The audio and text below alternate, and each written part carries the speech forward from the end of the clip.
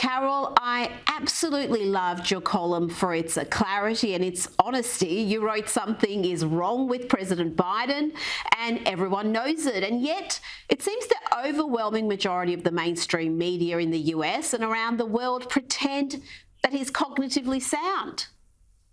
Yeah, and I think that's a really big problem because when the president is unwell, I think it's obvious to everybody. And it creates a very emperor has no clothes situation where we all know what's going on, but nobody's talking about it. And he's parading around, with his butt out. So it's really a complicated problem where the media doesn't want to admit that something is deeply, deeply wrong with the American president.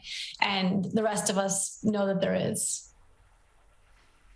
Well, we play clips on this program every single week. There's never any shortage of content of Biden's gaffes, his confusion. And as you wrote, we're not talking about just stuttering or misspeaking. At times he seems completely out of it, confused, like when he was asked about Title 42. I mean, that was just disturbing that he was mixing up two completely separate issues and talking about them as if they were one. Yeah, and we've seen him do that on a number of different occasions. I think that's why he's kept apart from the media or generally from the microphone. We don't hear from the president very often. It's very rare that he talks to the American people. It's very rare that he answers questions from the press. And I think all of that is tied into the fact that they're afraid of him making these kinds of gaffes. But the thing is, if he seemed more with it, we would just kind of chalk it up to like, he misspoke.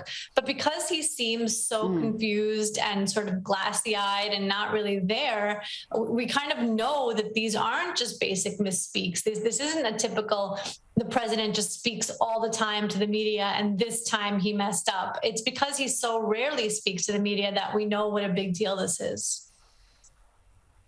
And in your column, you asked the pertinent question that I think a lot of people are asking is, who's really running the show at the White House? We hear the president often make comments about what he's allowed to say and how many questions he's allowed to answer and which particular journos he's allowed to actually call upon. So is Joe Biden the president or the people telling him what to do? Are they running the show?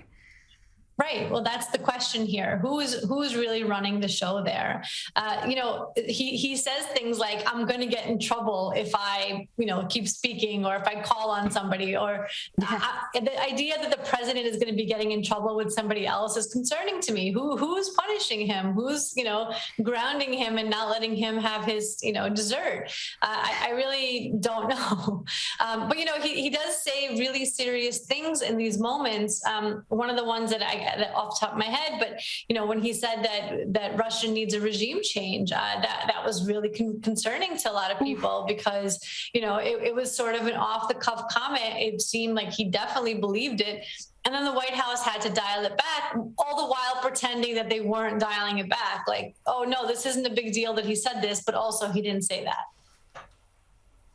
Well, on that particular trip, when he said that was a trip to Europe, there were 3 significant gaffes that the White House had to correct, and that was serious stuff. He was completely reckless out there because he was saying things that could impact this war.